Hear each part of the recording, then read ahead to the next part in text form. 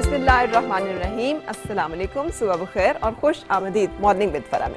दुआ में यही आप जहाँ कहीं हैं बिल्कुल ठीक ठाक हों, ज़िंदगी मज़े सुकून और खैरियत के साथ गुजर रही हो। हसरत एक ऐसा लफ्ज़ है और एक ऐसी फीलिंग्स का नाम है, इसे पछतावा भी कहते हैं कुछ लोग, लेकिन हसरत ज़रा उससे बढ़कर है। ये अंदर इंसान की मौजूद वो ख्वाहिश, वो तड़प, वो बेचैनी होती है जब उसे अंदाज़ा होता है कि जो कुछ उससे हुआ है या जो कुछ उसने किया है वो सही नहीं था, और उसको अंदाज़ा होता है कि वो नुकसान कितना बड़ा है, वक्त हाथ से और मौका हाथ से निकल चुका होता है, और वो चाहता है बहुत शिद्दत के साथ कि वो वक्त वापस आ जाए जिसमें उसने वो गलती की थी, ताकि वो उन तमाम गलतियों को दुरुस्त कर सके, ताकि उसके नतीजे में जो आज तकलीफ़ या जो अजियत या परेशानी या दुख उसे उठाना पड़ रहा है ये किसी तरह से ख़त्म हो सके। और इसके साथ जुड़ा हुआ एक और एहसास होता है जिसको की वजह से उसे हसरत का एहसास होता है। उसे अंदाज़ा होता है कि जो कुछ हुआ वो उसकी अपनी वजह से हुआ है, और जो कुछ भी हुआ है उसमें किसी और को वो जिम्मेदार नहीं ठहरा सकता, किसी और को वो कसूरवार नहीं ठहरा सकता। अगर किसी और का उसमें कोई ना कोई किरदार था भी तो इस दर्जे अहम नहीं था कि उसकी वजह से सब कुछ हो सकता। ये जो हसरत है ना, ये मुख्तलिफ़ तरह की होती है और मुख्तलिफ़ अंदाज़ की होती है। हम ज़िंदगी में जो कुछ और जिस चीज़ के बारे में भी चीज़ों को फॉर ग्रांटेड लेते हैं, लाइट लेते हैं, उनकी वैल्यू नहीं करते, उनकी कदर नहीं करते। वो जब हम बेकदरी की बात कर रहे थे तो फिर उसके बाद जब हमसे छिन जाती हैं तो छिनने के बाद हमें उनका एहसास होता है। जो चीज़ हमसे चली जाती है, खो जाती है, फिर हमें एहसास होता है कि हमने क्या खोया था और हमने क्या चीज़ है जो कि हमसे चली गई। जिस हसरत का मैं आज जिक्र करने जा रही हूँ ना, ये एक ऐसी हसरत है जो कि हज़रत अली करमल्ला वजहो के एक कॉल का मफ़हूम है, वो मैं आपके सामने बयान कर देती हूँ। बड़ा खूबसूरत सा और बड़ा दानाई पे बाबुल इल्म कहा जाता है उनको, और हज़ूर सल्लल्लाहु अलैहि वसल्लम ने उनको ये लक़ब दिया, तो फिर यकीनी तौर पर उसमें जो दानाई और हिकमत है। आपने कहा कि जो अफसोस है उस दौलतमंद लेकिन बुखील शख्स पर जिसके पास दुनिया में तो बहुत सारा कुछ माल होता है, लेकिन वो गरीबों और मुफलिसों की वजह से कितना ज़िंदगी गुजारता है अपने दिल के बुखल की वजह से, क्योंकि वो किसी भी चीज़ पर ख़र्च करने पर तैयार नहीं होता। लेकिन आखिरत में जब उसके पास कुछ भी नहीं होगा तो सवाल उससे अमीरों की तरह किया जाएगा। तो हम उस हसरत का अंदाज़ा लगा सकते हैं कि जो उस दिन उस शख्स की होगी कि जब उसके पास माल था लेकिन वो उसको खर्च कर सकता था, उसे खर्च करके वो जन्नत भी कमा सकता था, वो लोगों को खुश भी कर सकता था, वो रिश्तों को मजबूत भी बना सकता था। लेकिन उसने ऐसा कुछ नहीं किया, बल्कि उन्हें इस तरह से संभाल के रखता रहा कि ना वो माल उसकी दुनिया में किसी काम आया, और आखिरत में जब उससे सवाल किया जा रहा होगा उस माल के मुतालिक, तो उस वक्त जबकि वो बिल्कुल मुफलिस होगा, कलाश होगा, उसके साथ सवाल जो है वो अमीरों की तरह किया जाएगा। और हम सब जानते हैं कि अमीरों से आखिरत में सवाल जो है वो ज़्यादा सख्त होंगे, ज़्यादा मुश्किल होंगे। सो ज़िंदगी में हमें जो कुछ हासिल और जो कुछ मैसर होता है उसको उस वक्त पे वैल्यू करना और उसके साथ जिस तरह से मुनासिब बर्ताव करना ज़रूरी है, उसी तरह से उसके साथ बर्ताव करना। ख़ास तौर पर अगर अल्लाह ताला ने हमें माल दिया है तो वो जो एक दरमियान की राह है जिसमें हमें चलने का हुक्म दिया है, एतदाल और मियाना रवी की, जहाँ पर हमें कंजूसी और बुखल से मना किया। बहुत सारे घरों में मैंने देखा है कि अक्सर घर वालों को और ख़ास तौर पर बीवी बच्चों को नान नफ़क़े को बहुत तंग किया जाता है, ख़र्चा नहीं दिया जाता, और ये लगता है कि उनके ऊपर अगर हम खर्च कर रहे हैं तो वो तो शायद पैसा ज़ाया करने के मुतरादिफ है। अगर हम बीवी को कुछ पैसे दे रहे हैं या घर पे कुछ पैसे लगा रहे हैं, उसको एहसान जताया जाता है, एहसान के तौर पे बताया जाता है। यकीनी तौर पर हर एक शख्स जो है वो बुरा नहीं होता और हर एक शख्स बहुत अच्छा भी नहीं होता। बहुत सारे लोग बहुत अच्छे भी हैं, इन चीज़ों की हिकमत, इसकी दानाई को समझते हैं, और ये भी समझते हैं कि अल्लाह ताला ने वो जो अर्रिजालु क़व्वामून का दर्जा दिया है वो इसीलिए है क्योंकि मर्द जो है वो खर्च कर रहा होता है अपने घर बार के ऊपर, अपनी बीवी बच्चों के ऊपर, इसीलिए उसका दर्जा जो है वो बुलंद है, क्योंकि वो कमा के लेकर आता है और कमा कर वो स्पेंड कर रहा होता है। इस दर्जे को अल्लाह ताला ने मंसूब ही उसकी इस बहुत सारी जो ताकत अल्लाह ताला ने अता की उनमें से एक ताकत ये भी है कि वो प्रोवाइडर है, वो देने वाला है। लेकिन घरों के अंदर जब हम बुखल से और कंजूसी से काम लेते हैं और अपने उन रिश्तों पे जिन पे खर्च करना बज़ाते खुद सदका है, जहाँ पर खर्च करना इसी तरह से जैसे हम अल्लाह की राह में किसी भी और जगह पे खर्च कर रहे हो, बल्कि हमें ये भी पता चलता है आप सल्लल्लाहु अलैहि वसल्लम की हदीस मुबारक के मुताबिक कि अगर एक दिनार है तो सबसे ज़्यादा अफजल जो है सदका इस सूरत में होगा जब हम उसे अपने घर बार, अपनी बीवी बच्चों पर खर्च करेंगे। तो अगर वहाँ पर हम बुखल से काम लेते हैं, कंजूसी से काम लेते हैं, इस दुनिया में लोगों के दिल तो टूटते ही हैं, रिश्ते हमसे रूठते ही हैं, रिश्ते हमसे टूट जाते हैं। उसके साथ साथ जब आखिरत में हम पेश होंगे तो क्या जवाब देंगे हम उन चीज़ों का जो हमें मैसर थी लेकिन हमने उनके साथ इंसाफ नहीं किया, जो अल्लाह ताला ने हमें दी लेकिन हमने उनके कदर नहीं की, हमने उनकी वैल्यू नहीं की। सो बहुत ज़रूरी है कि जो चीज़ें हमें अता की गई हों उनके साथ हम उसी तरह से सलूक करें जिस तरह से कि हमें बताया गया है। आज के प्रोग्राम की तफसील की तरफ भी चलूँगी। आज का प्रोग्राम जो है इस मौजू से बिल्कुल हट कर है। हमने आज बात की है कुछ ख़वातीन की हेल्थ के ऊपर, इसलिए कि बहुत सारी ऐसे इशूज़ और टॉपिक्स होते हैं जो अमूमन ख़वातीन हमारे यहाँ पाकिस्तान में उसको जानती नहीं उतना ज़्यादा, और अगर जानती हैं तो खुल के उसके बारे में बात नहीं करती हैं, और अगर करती हैं तो फिर बहुत सारे ऐसे टुकड़ों में बात होती है कि बाज़ औक़ात वो जो टोटल रियलिटी है, कंप्लीट ट्रुथ होता है, या फिर सारी जो चीज़ों का इल्म होता है वो उनके सामने नहीं आता। आज हम बात करने जा रहे हैं उम्र के मुख्तलिफ अनवार और हिस्से, जिसमें कि एक हिस्सा उम्र का जबकि खातून जो है वो ढलती उम्र में दाखिल होती है, और इसके साथ साथ जुड़ा हुआ है फिर मेनोपॉज का सिलसिला, जहाँ पर कि उसे इल्म होना चाहिए कि प्री मेनोपॉज क्या होगा, पोस्ट मेनोपॉज क्या होगा, और मेनोपॉज का जो एक प्रोसेस है वो क्या होगा। इन तमाम इस प्रोसेस में से कैसे गुजरना होता है ताकि हम हेल्दी रहें, हम स्ट्रॉन्ग रहें, हमें ऑस्टियोपोरोसिस ना हो जाए, हम हड्डियों के भुरभुरेपन का शिकार ना हो जाएं, हम खूबसूरत भी रहें और उसके साथ साथ सेहतमंद भी रहें। सो इस हवाले से आज हमने कंप्लीट जो है प्रोग्राम का अहतमाम किया, जिसमें हर एंगल से मैंने कोशिश की है कि गाइडेंस और हर एंगल से अपने एक्सपर्ट्स को जमा करूं जो कि हमें मुख्तलिफ इसके जो हवाले हैं उनसे रहनुमाई कर सकें। सबसे पहली बात तो ये कि हमें एक अच्छे एंडोक्रिनोलॉजिस्ट की ज़रूरत होती है जब हम इस स्टेज पर जाते हैं, ताकि हमारे जिस्म में होने वाली ये जो हार्मोन्स की तब्दीलियाँ हैं इसके बारे में ना सिर्फ हम आगाह हों बल्कि उनसे निपटने के लिए जो कुछ करना ज़रूरी है हम वो करने के लिए भी तैयार हों। ये और बात कि हार्मोन रिप्लेसमेंट थेरेपी को पूरी दुनिया में इस वक्त किया जा रहा है, कंडेम किया जा रहा है और कहा जा रहा है कि नहीं इसको इस्तेमाल करना चाहिए, लेकिन ये सारी बातें हम डिस्कस करेंगे। फिर अगेन हर्ब्स और हर्बल रेमेडीज़ जो कि बहुत ज़्यादा इफ़ेक्टिव हैं और दरअसल नेचर के साथ जुड़ना, कुदरत के साथ जुड़ना और वहाँ से अपने लिए ताकत और मुख्तलिफ ऐसी चीज़ें हासिल करना जो कि हमें सेहत तवानाई दे सकती हैं, ये शेयर करेंगे हमारे साथ डॉक्टर फैसल जो कि हर्बलिस्ट हैं। उसके साथ साथ हमने कुछ साइकोलॉजिकल एंगल से, क्योंकि जब हम इस तरह की तब्दीलियों से गुजरता है जिस्म, तो सबसे बड़ी जो तब्दीली आती है वो नफ्सियाती तौर पर बहुत सारे असरात की सूरत में आती है, जिनमें से एक डिप्रेशन भी है। सो हम इन तमाम चीज़ों के बारे में आज बात करेंगे और जानेंगे कि इनको कैसे हमने कोप करना है, कैसे इनके साथ डील करना है और कैसे सेहतमंद रहना है। सो एक ब्रेक लेने के बाद मैं आपकी मुलाकात कराऊंगी अपने इन तमाम एक्सपर्ट्स के साथ।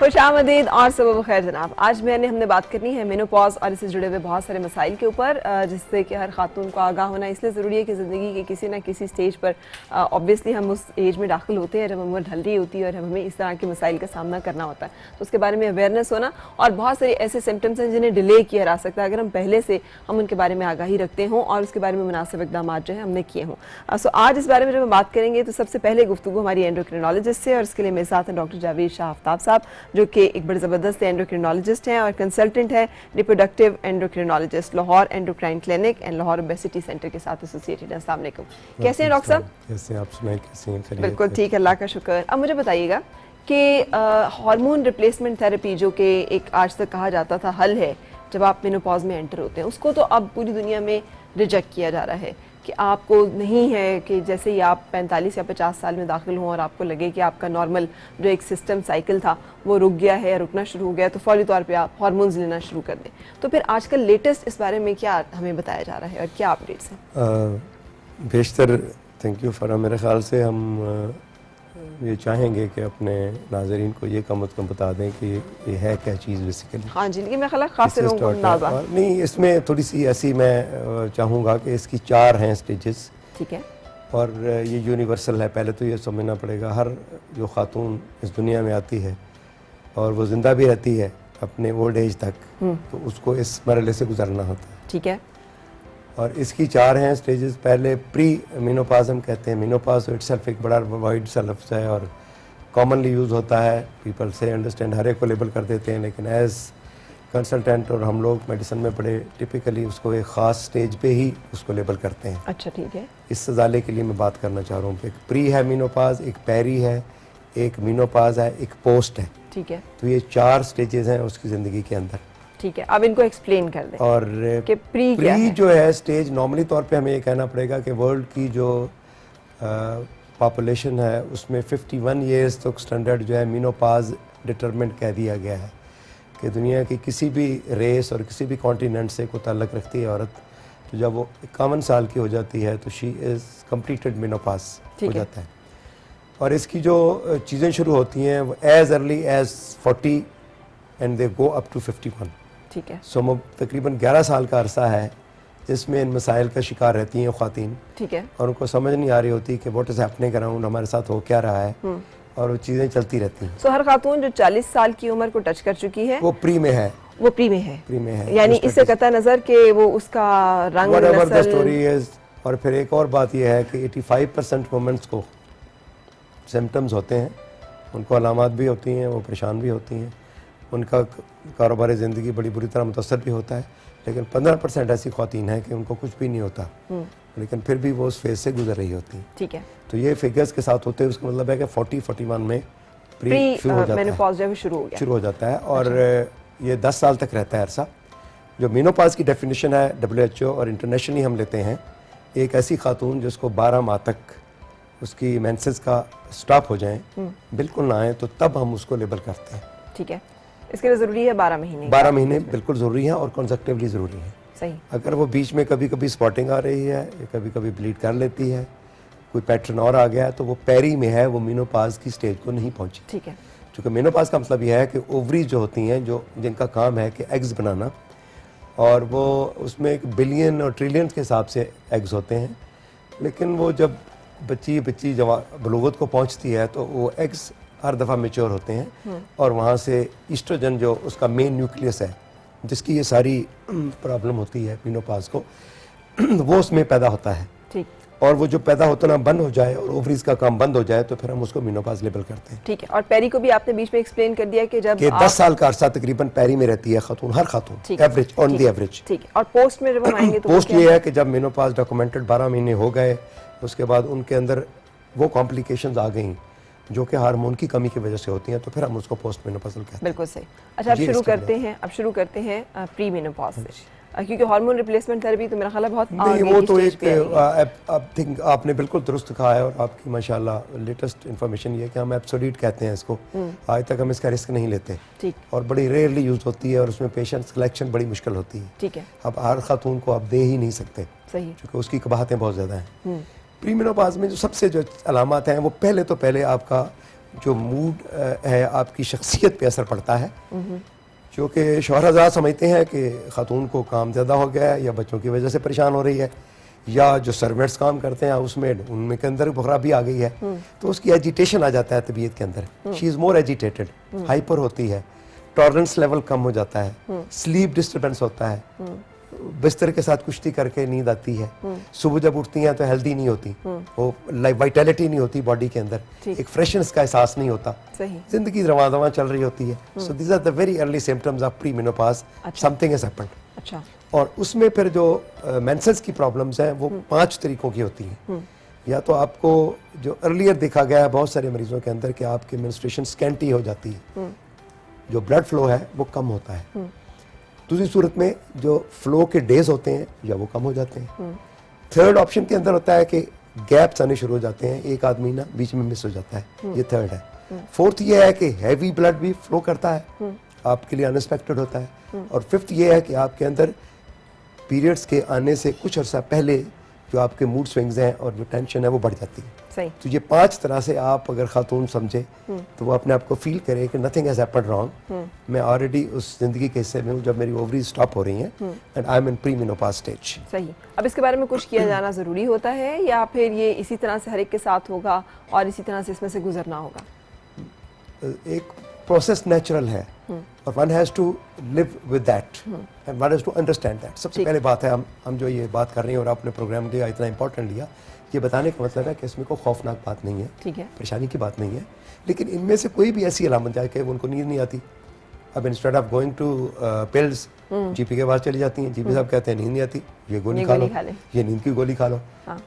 मेडिकल स्टोर पे चली जाती हैं कि जी मैं तो बैठे बैठे बड़ी वहशत होती है, मुझे जहर लगता है घर, वो कहते हैं जी ये सेरोटोनिन ले लो, आप एंटी डिप्रेसेंट खा लो। तो इन स्पोरेडिक की वजह से बेहतर यह है कि इन चीज़ों से बचने का ये तरीका होगा कि आप लाइफस्टाइल को बदलें और अंडरस्टैंड करें अपने मसले को, और अपने एंडोक्राइन जो लेवल हैं उसको आप चेक करवा लें अर्ली से, क्योंकि ईस्ट्रोजन लेवल जब फॉल करते हैं तो फिर ये सारी अलामतें होती हैं। तो एंडोक्राइन लेवल्स कैसे चेक होंगे? ब्लड से है, बड़ी सिंपल टेस्ट है, आप जाएंगी और ब्लड टेस्ट करा लेंगी, पता चल जाएगा। ब्लड टेस्ट में क्या टेस्ट करवाना है? ब्लड टेस्ट में ईस्ट्रोजन लेवल चेक कराना है, ईस्ट्रोजन न्यूक्लियस है, ठीक है। यानी एक बात जो सबसे पहले समझनी चाहिए हमारे नाजरीन को भी, और मैं ये कहूँगा कि जिस्म के जो भी सिस्टम्स हैं, खातून के खातून के, और जो भी खलिए हैं उनके सिस्टम्स के, brain, heart, liver, kidneys, gall bladder, muscles, टांगे, पट्टे, सोच, विचार, all systems of body, ear, eyesight, उन सब सिस्टम की जो रूह है वो ईस्ट्रोजन। सही। तो अगर उसका लेवल कम है, इट्स नॉट ओनली पीपल, अभी तक हमारा ये अंदाजा था और हमने ये समझ रखा था हमारी रिसर्च ने कि इस ईस्ट्रोजन का ताल्लुक सिर्फ निज़ाम माहवारी के निज़ाम से है, मेंसेस से है, रिप्रोडक्शन से है, बच्चे पैदा करने से है, ये तभी काम आता है, और ये साइक्लिकल चेंजेस देता है ताकि हर महीने औरत को ब्लीडिंग आ जाए। ऐसी बात नहीं है, ये एक छोटा सा इसका है, लेकिन ये हर पार्ट का न्यूक्लियस है। सो जब ये कम होता है तो जिस्म का पूरी की पूरी इमारत जो है ना आपके जिस्म की, वो सारी उसके ऊपर असर पड़ते हैं। ठीक है। और सारा इनाम होता है। अच्छा, जिस लाइफस्टाइल चेंज की आपने बात की, वो लाइफस्टाइल चेंज क्या होगा जो कि आप सजेस्ट करेंगे जो कि फिर अडॉप्ट करना चाहिए? और दूसरा, जब इस स्टेज पे खातून एंटर हो तो क्या ज़रूरी है कि वो एंडोक्रिनोलॉजिस्ट को विजिट करे? क्योंकि उमूमन ख़वातीन गायनेकोलॉजिस्ट के पास जारी होती हैं और वहाँ से ही हम मुख्तलिफ किस्म की बात होता है, बिकॉज इसलिए कि वो समझती हैं कि मेरी जो सबसे पहली अलामत माहवारी की होती है, तो दे हैव टू गो। तो उनको भी ये समझना चाहिए कि थोड़ा सा उनकी काउंसलिंग अगर हो जाए, और अगर उनको वॉक दे दें, एक्सरसाइज दे दें, हेल्दी उनकी प्रैक्टिस हो जाएं, डाइट का कंट्रोल रख लें, अपना जो औकात है उनके सोने के और जागने के उन पे डिफरेंट कर लें, and they must have something added to their diet. ठीक, लाइक न्यूट्रिएंट्स का जो सप्लीमेंट का तस्वर है वो आपका मेनोपॉज में ही शुरू होता है। बिल्कुल सही। तो वो सप्लीमेंट्स क्या होंगे जो कि आप सजेस्ट करेंगे जो लेने चाहिए, उस बारे में हम बात करते हैं, लेकिन पहले एक ब्रेक ले लेते हैं।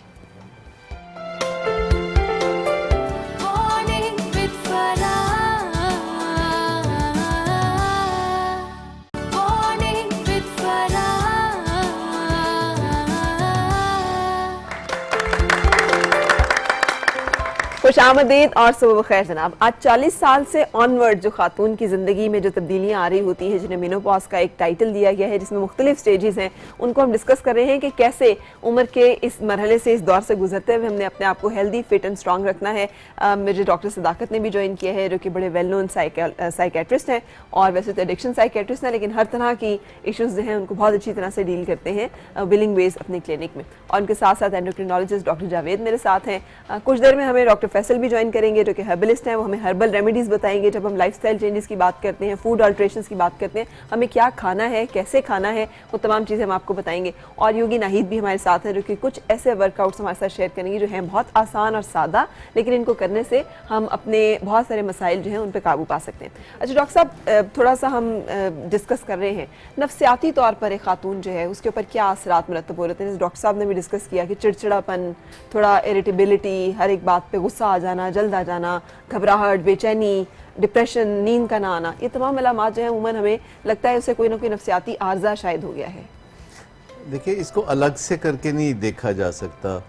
एक ख़ातून की ज़िंदगी जब 40 से 50 साल के दरमियान एक ट्रांजिशनल फेज़ में आती है, जिसमें उसकी जो कुल कायनात है वो एस्ट्रोजन पे खड़ी होती है और वो एस्ट्रोजन लेवल नीचे आने शुरू होते हैं। आप इसका अंदाज़ा इस बात से लगा सकते हैं कि एस्ट्रोजन से एक प्रोटेक्शन मिलती है औरत के दिल को भी।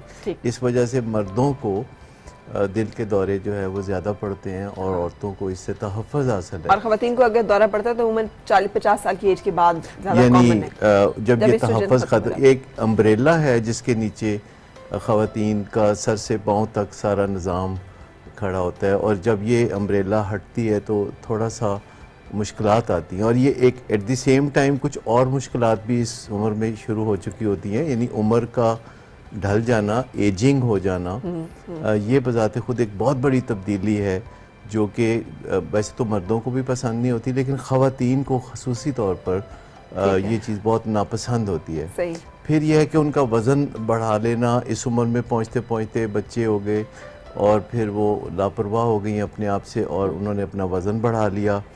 या बढ़ जाता है? बढ़ जाता है डॉक्टर साहब? नहीं, ये बढ़ जाना नहीं, इसमें से बढ़ा लेना कहते हैं। बढ़ा लेना कहते हैं। लेकिन रियलिटी मतलब क्या ये मशरूत है, ज़रूरी है कि खातून एक 40-50 साल की उम्र में हो तो उसका जिस्म जो है वो वज़न बढ़ गया? जो उसका एक्टिव पीरियड होता है रिप्रोडक्शन का, उस दौरान में जो हादसात उससे साथ हो चुके होते हैं, जैसे डॉक्टर सदाकत कह रहे हैं, और ज़िंदगी जैसे चल रही होती है, तो उसका एंड पे नतीजा यही निकलता है कि वो अपने से वेट ज़्यादा होता है उसका। ठीक है। और आर्जे से बचत होती है। लेकिन ये जो ख़ास तौर पे जब ये आती है स्टेज मेनोपॉज की, तो उसको हॉट फ्लशेस सबसे कॉमन जो इम्पोर्टेंट डिस्टर्ब करते हैं, नाइट स्वेट्स हैं, रात को गर्मी लगती है, उसको लगता है बुखार हो गया है, ठंडक ठंडक है, पक्का अपनी तरफ करती है, बच्चों पे चीखती है, एसी के डायरेक्ट वो उसके सामने बैठती है, फ्लोर ब्रेन के सामने, ठीक है। उसके बाद सेकंड इम्प्लामेंट जो है यूरिन इनकॉन्टिनेंस और अर्जेंस बहुत है, वो अपने यूरिनरी ब्लैडर को कंट्रोल नहीं कर पाती, जो ही उसको डिज़ायर होती है यूरिन की, वो मोस्ट ऑफ द टाइम कपड़े वेट हो जाते हैं, अर्जेंसी में निकल जाते हैं, और वो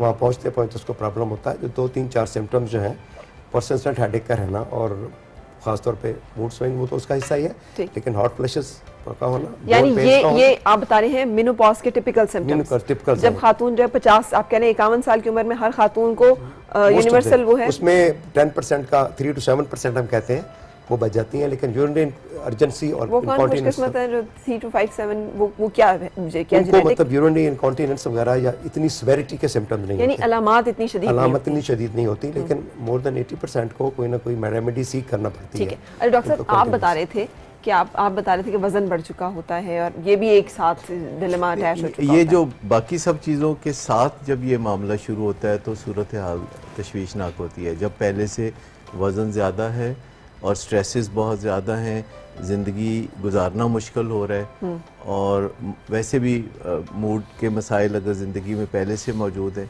क्योंकि देखिए एक खेल चल रहा होता है at the same time neurotransmitters का, जो हमारे दिमाग को चलाने वाले केमिकल्स हैं, जो कि कई अदद हैं, और उनमें कुछ हैं जो हमें खुशियाँ देते हैं, कुछ हैं जो हमारी ज़िंदगी को स्टेबलाइज़ करते हैं, कुछ हमें डिफरेंट मूड्स में जाने में मदद देते हैं, कुछ सोने में, कुछ जागने में, और इन सब के ऊपर एक अम्ब्रेला है जो ईस्ट्रोजन का है, ठीक है, और वो हट रहा है। और ख़वातीन में अगर वज़न ज़्यादा है, यानी जितना वज़न होना चाहिए अमूमन उससे दुगना वज़न तकरीबन होता है इस उम्र में पहुँचते पहुँचते ऑन एवरेज, तो समझे कि एक खातून को 2 ख़वातीन के यानी वज़न को संभालना पड़ रहा है, तो ये एक बड़ा एडिड बर्डन है। फिर एक्सरसाइज का ना होना तो खैर बहुत ही क़यामत है, क्योंकि शायद आप अगर उन ख़वातीन को देखें जो रेगुलर एक्सरसाइज में होती हैं, तो वो ख़वातीन 50 साल की उम्र में भी 35 साल जैसी सेहत आमतौर पर उनकी नज़र आती है। 15 साल आप माइनस कर सकते हैं एक्सरसाइज से,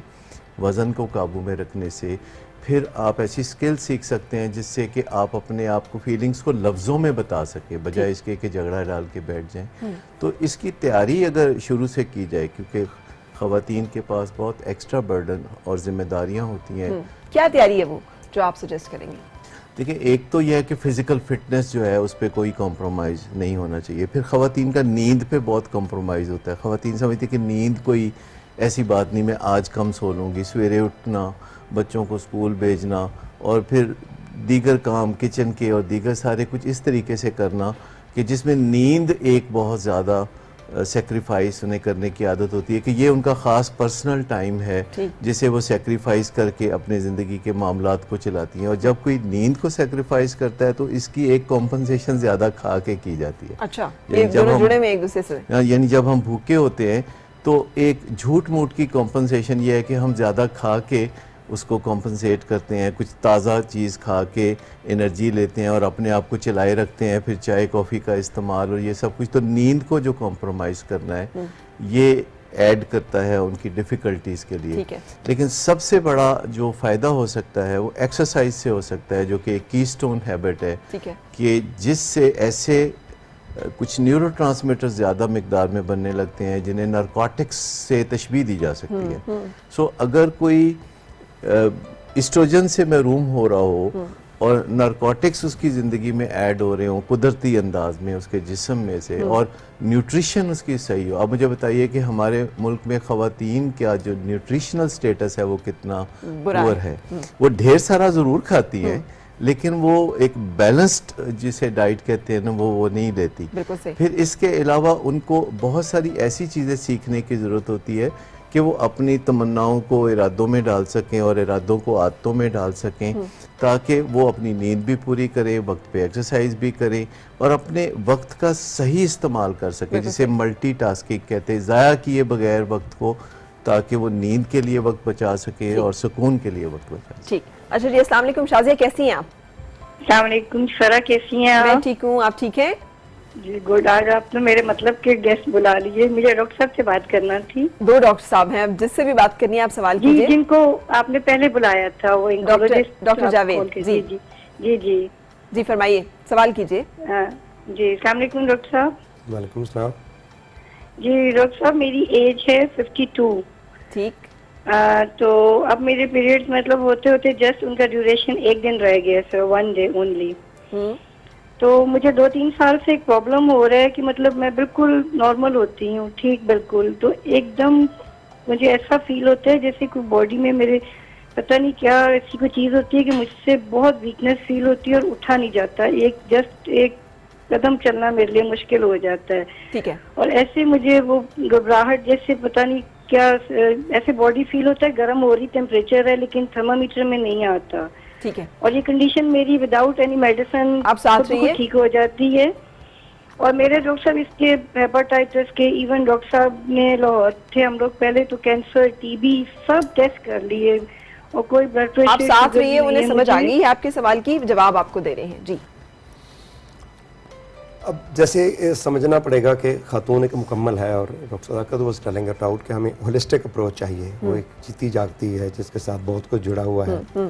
सिमिलरली जब मेनोपॉज का पीरियड आता है तो जिस तरह एस्ट्रोजन उनका मेन न्यूक्लियस कम होता है, ये एक चेन है और कोई भी बॉडी का जो हार्मोन है वो एज आइसोलेशन काम नहीं करता। ठीक है। ये इंटीग्रेटेड है और आपस में एक दूसरे को सपोर्ट कर रहे होते हैं, कहीं एक दूसरे की मदद कर रहे होते हैं। ब्रेन के न्यूरोट्रांसमीटर्स हैं, पिट्यूटरी ग्लैंड दिमाग के अंदर है, थायराइड ग्लैंड उससे। ठीक है, लेकिन अब हो क्या रहा है, इनको क्या हो रहा है? इनको जो नॉर्मली तौर पे इनका प्रॉब्लम है, मुझे लगता है कि she is a thyroid also problem. अच्छा। क्योंकि in addition to most of the womens जब स्टेज में पहुंचती हैं तो उनका एक आधा ग्लैंड थायराइड पे भी इफेक्ट पड़ते हैं। ठीक है। हॉट फ्लैशेस भी हो सकते हैं। डायबिटीज़ अनमास्क जो होती है वो मास्क हो जाती है, क्योंकि ये ज़िंदगी का वो हिस्सा है जब अपनी तवानाइयाँ सारी आपकी उरूज वाली वो दिन जा चुके होते हैं। अब वो झगड़े लड़ाइयाँ और शादियाँ बच्चों की और सारे मसाइल का आके आपकी बॉडी उनको मुतामल नहीं हो सकती। सही। तो इस स्टेज पे आकर सिर्फ एक अलामत को करना, फोकस करना वो यानी अब इन्हें क्या करना चाहिए? क्या इन्हें अपना थायराइड भी चेक कराना चाहिए? सबसे पहिले थायराइड और अपना डायबिटिक का चेकअप कराना चाहिए। दो चीजें। ठीक और है। अगर इनके हॉट फ्लैशेस से अगर इनको घबराहट होती है तो फिर इनके लिए हमारे पास मेडिकेशंस हैं। हार्मोन थेरेपी इनको आजकल रिकमेंडेड नहीं होती। सही। उसके जरिए बहुत सारी और दवात हैं जिससे इनकी ज़िंदगी आसान हो सकती है। है। लेकिन उससे पहले इनको दो चीज़ों का देखना ज़रूरी है जो इनकी अलामत जो है वो ओवरलैप करती हैं। सही। और ग्लैंड्स बल्टिकल, बहुत सारे ऐसे मरीज हैं जिनका एक ग्लैंड का प्रॉब्लम। अच्छा, ये दो टेस्ट कराए और टेस्ट कराकर किसी भी डॉक्टर को दिखाकर ये मेडिसिन ले सकती हैं या इंटर्निस्ट भी कर सकता है, इसको ऐसी बात नहीं है। ठीक है। फिजिशियन जिसको कहते हैं, अच्छा फिजिशियन, वो इन्हें ट्रीट कर सकता है बेसिकली। लेकिन यूजली प्रॉब्लम जो है ये अटैच होता है आपका उसके साथ, हार्ट फ्लैशेस के साथ। उसमें भी आपको घबराहट होती है, बेचैनी होती है, एंजाइटी होती है, ट्रेमर्स, बड़ी परेशानी, जिस्म की जान चली जाती है। ठीक है। लेकिन ये दो जैसे आप हॉट फ्लैशेस कह रहे हैं, उसका मतलब है कि अचानक ठंडे पसीने आना शुरू हो जाए, घबराहट और बेचैनी होना शुरू हो जाए। हो जाती है, गर्मी आपको बहुत ज्यादा लगती है, आप फैन का रुख मोड़ती हैं, ठंडक पे पहुंचती है, घबराहट बहुत होती है, बाहर भी निकल जाती हैं, ठंडी हवा चाहती है, ठंडा पानी पीती हैं। एक पेशेंट मेरी है, वो तकरीबन जब भी उसको हॉट फ्लैशेस होते हैं तो 3-4 बोतलें पानी की वो पी जाती है। ठीक है। उसको सुकून नहीं मिलता। ठीक है। तो इस एंजाइटी को रोकने के लिए सिंपल उनकी ट्रीटमेंट आसानी से दी जा सकती है। ठीक है। And she will be comfortable also, क्योंकि ये सबसे बड़ा मेजर सिम्टम है। उसके साथ यूरिन के सिम्टम्स हैं वो सारे की तरह। ठीक है। अच्छा जी, ब्रेक ले लेते हैं यहाँ पे और ब्रेक के बाद फिर आपसे मुलाकात।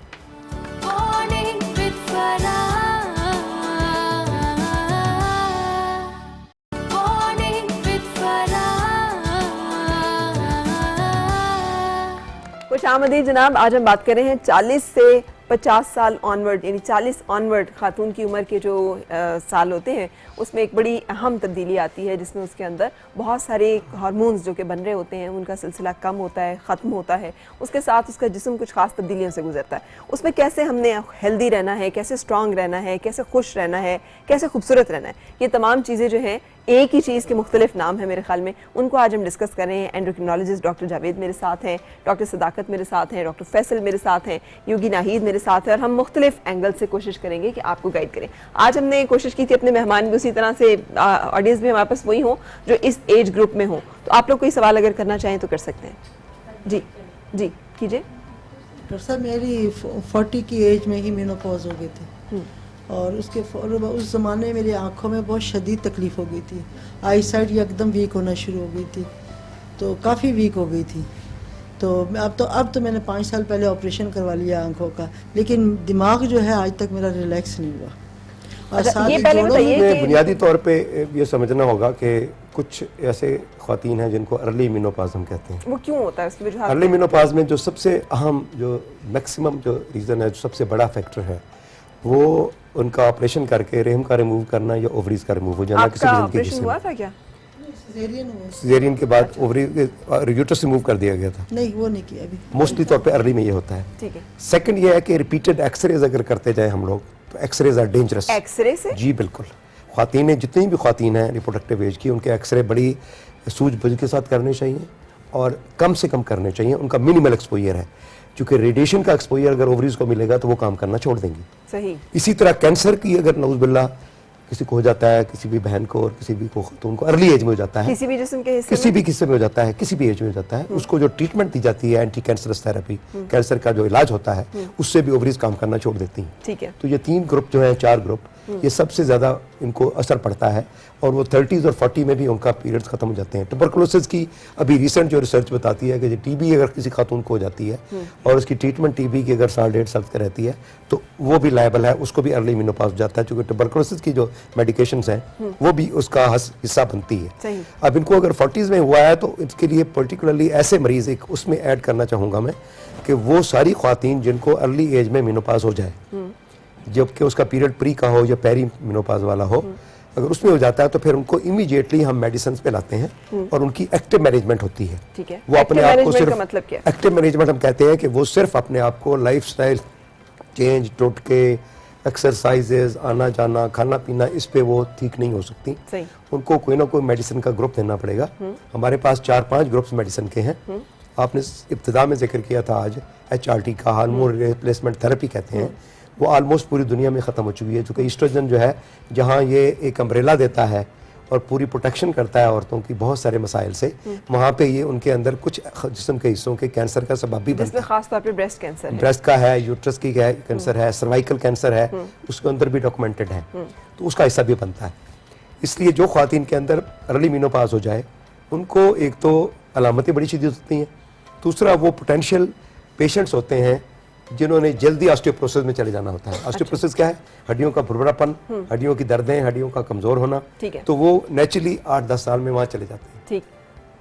थर्डली जो इंपॉर्टेंट बात यह है कि जिस तरह वो ज़िंदगी गुजारते हैं अर्ली मेनोपॉज में, और उनके सारे फ़िक्र फाके साथ होते हैं, ज़िंदगी चल रही होती है, मसाइल भी होते हैं, और उनके साथ घर के काम काज होता है, न्यूट्रिशन का स्टेटस हमने डिस्कस कर लिया है, तो ऐसे लोगों का जो ज़हनी लेवल है वो भी सेटिस्फैक्शन नहीं होती, रिलैक्सेशन।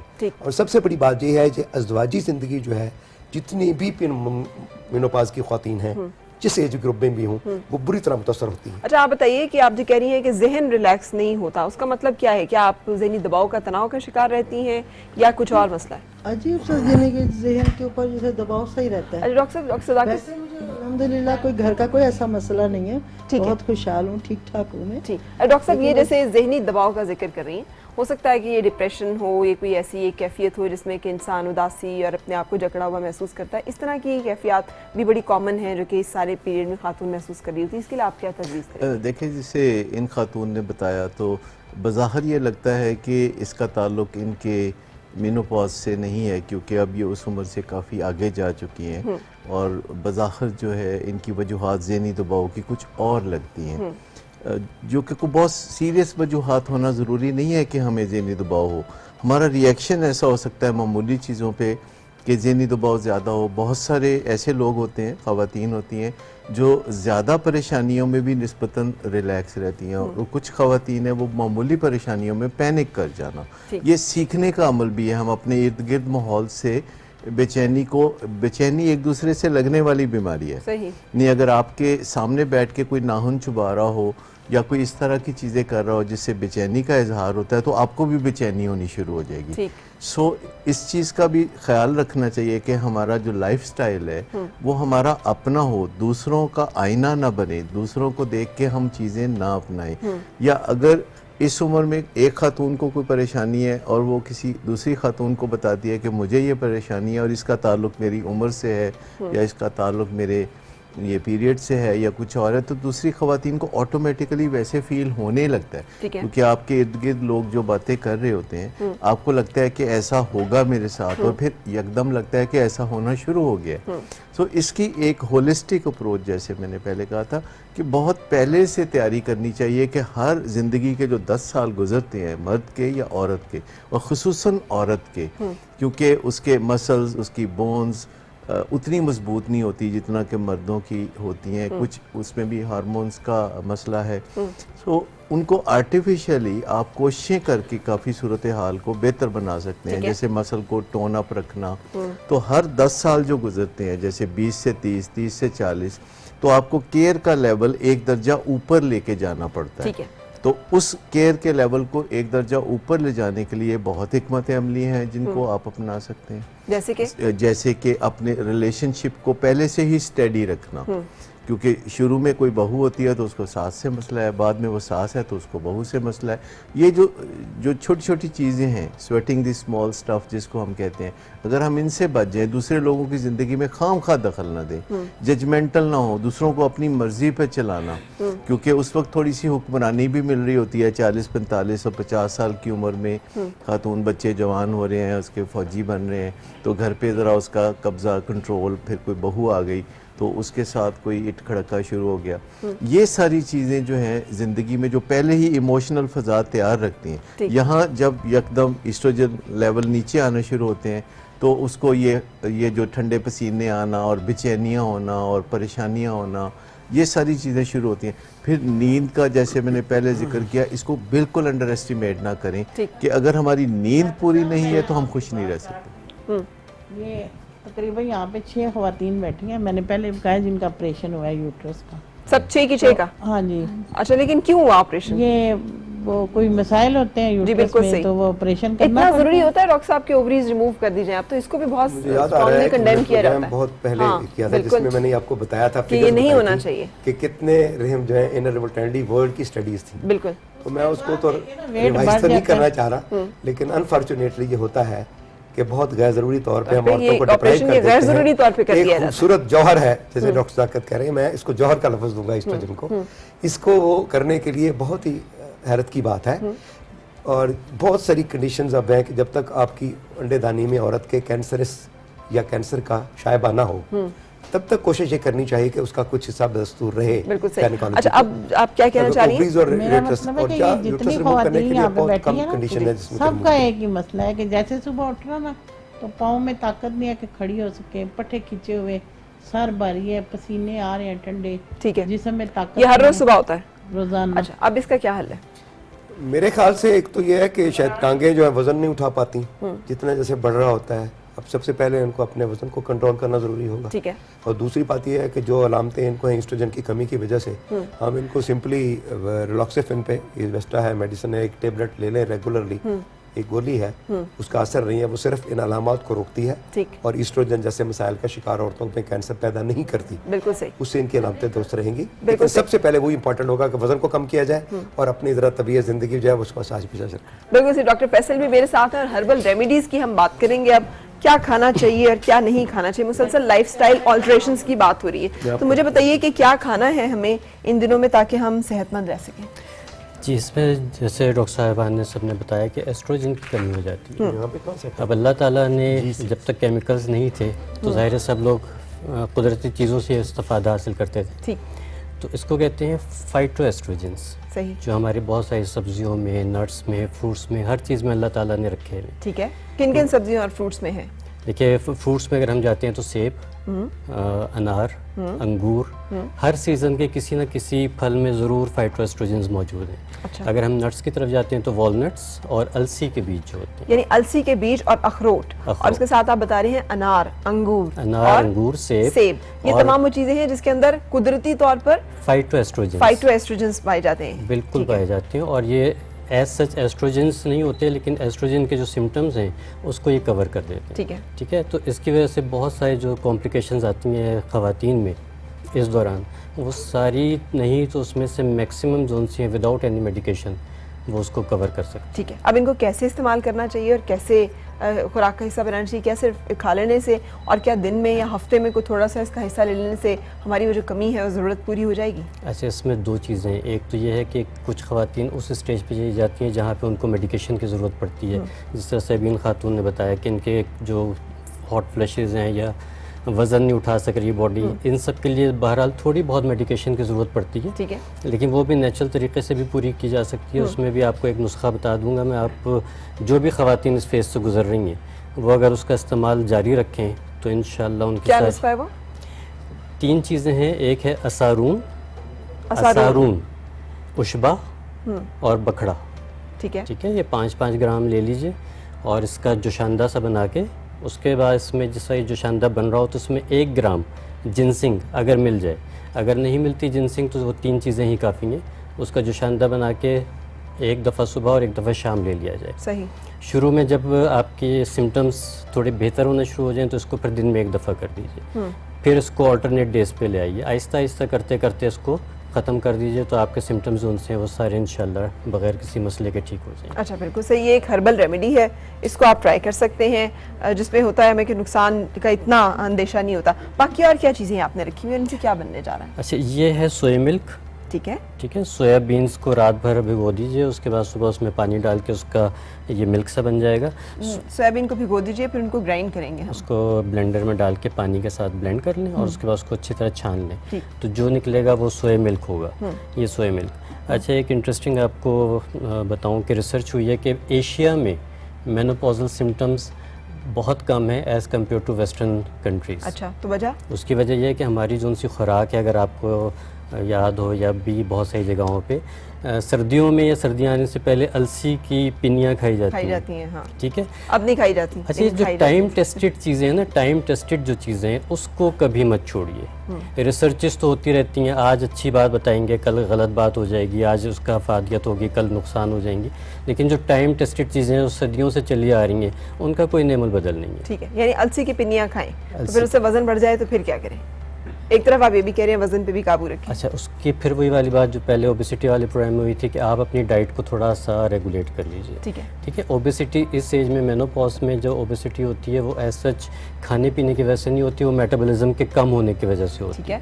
कि आपकी खुराक तो उतनी रहती है लेकिन बदन फूलना शुरू हो जाता है, मेटाबॉलिज्म स्लो हो जाता है। मेटाबॉलिज्म स्लो होने की वजह से आपकी जो डाइट है वो बॉडी में फैट बनाना। मेटाबॉलिज्म कैसे हम हाई राइज कर सकते हैं, हाई कर सकते हैं? उसके लिए भी बहुत सारी चीज़ें हैं जिसको मेटाबॉलिज्म को इंक्रीज़ करने के लिए आप हमने उस दिन प्रोग्राम में 1-2 ड्रिंक्स बताए थे, वो कर सकते हैं आप। वो क्या ड्रिंक्स हैं?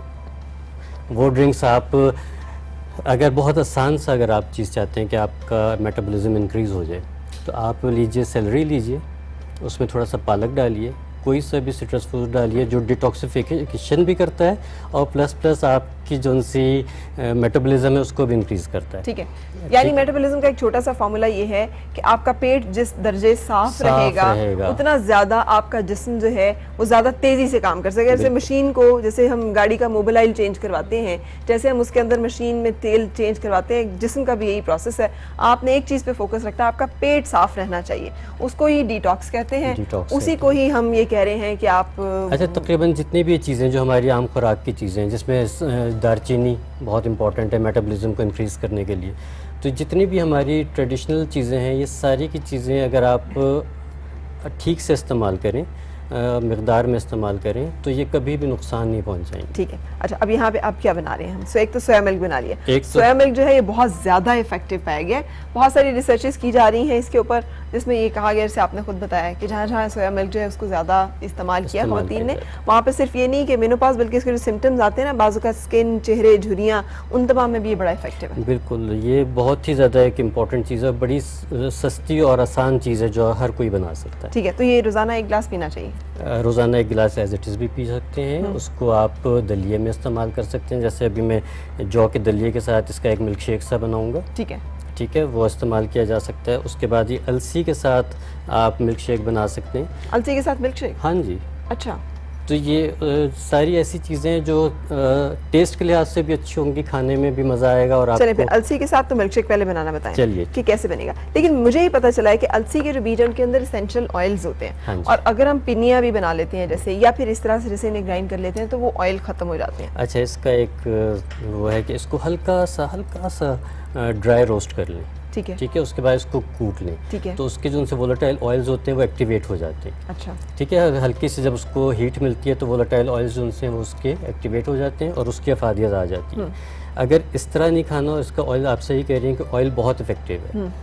ऑयल के 8 से 10 कतरे रोज़ाना लेने चाहिए, इससे ज़्यादा नहीं लेने चाहिए, ठीक है। अगर आपने लॉन्ग टर्म यूज़ करना है, अगर किसी मसले के लिए शॉर्ट टर्म यूज़ करना है तो उसके लिए आप आधी टीस्पून तक भी उसको दूध में मिक्स करके ले फ्लैक्स सीड्स सकते कहा जाता है इन्हें, इसके कैप्सूल्स मिलते हैं वेस्ट में, तो वो यानी हैं। और जाहिर है यहाँ पे ये इतनी सस्ती है मिलती कि है। मैंने जहाँ से लिया तो उसने पैकेट उठा के मुझे वैसे ही दे दिया कि ये ले ये जाए। ले जाए। और जहाँ पे जो जमींदार घराने हैं वहाँ पे तो अलसी बाकायदा काश की जाती है, अपने घरों में होती है। अच्छा, और उसके साथ साथ एक तो ये कि जैसे ये बहुत सस्ती है और बहुत रीजनेबल, मैंने कहा फ्लैक्स सीड्स, और इस तरह से हमें इतनी महंगी वहाँ से खरीदनी पड़ती है अगर हम उसकी फॉर्म में लें, कैप्सूल्स की फॉर्म में, और बहुत सारी ऐसी चीज़ें। लेकिन पहले आप ये बता दें, फिर हम साथ साथ जिक्र करते रहेंगे।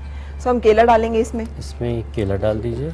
आजकल जो लेटेस्ट रिसर्च है उसमें कहा जा रहा है कि 1 चाय के चम्मच के बराबर जो है अलसी के बीज वो रोज़ाना आपकी खुराक का लाजमी हिस्सा होना चाहिए। इसमें सिर्फ खातून या मर्द की कैद नहीं है, क्योंकि ये निज़ाम हज़म के लिए बेसिकली बहुत बेहतर है। जी हाँ, बिल्कुल।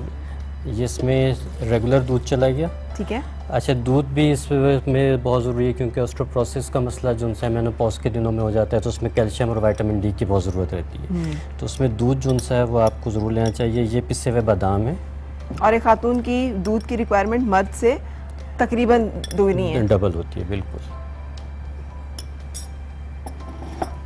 और ये हमने ये इसमें चलाइए अलसी, ठीक है। तो अगर हम अलसी के बीज हैं तो वो पूरे बीज इसमें डाल दें, अगर वो मोटे मोटे भी ग्राइंड होंगे जी हाँ, तो भी ठीक रहेगा। अगर इसमें चाहें तो चीनी डाल दें, ठीक है। और चाहें तो और इसके बाद इसको हम इसको चला देंगे और ये हमारा अलसी का शेक जो है वो तैयार हो जाएगा। कौन पीना चाहेगा? अरे इसमें शर्माने वाली तो कोई बात नहीं है, आप पीना चाहेंगे? बिल्कुल सही। मैं आप सब लोगों को डाल के ट्राई करवाऊंगी ताकि हमें अंदाज़ा। जूस पहली दफ़ा, चले आज आपने पी के बताना, हमें ट्राई करना चाहिए ना डिफरेंट डिफरेंट जायकों को, ताकि हम देख सकें। थोड़ा थोड़ा डाल दें। ये वैसे इसमें कुछ बुरा तो नहीं है? डर रही हैं आप लोग ट्राई करते हुए? नहीं। कौन ट्राई करना चाह रहा है?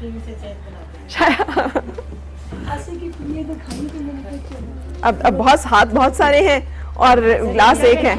अच्छा चलिए, ट्राई करके आपने बताना है कि आपको कैसा लग रहा है। इस तरह से जायका, इस तरह से जो हमने अलसी डाला है इसमें, तो कैसा लग रहा है आपको टेस्ट?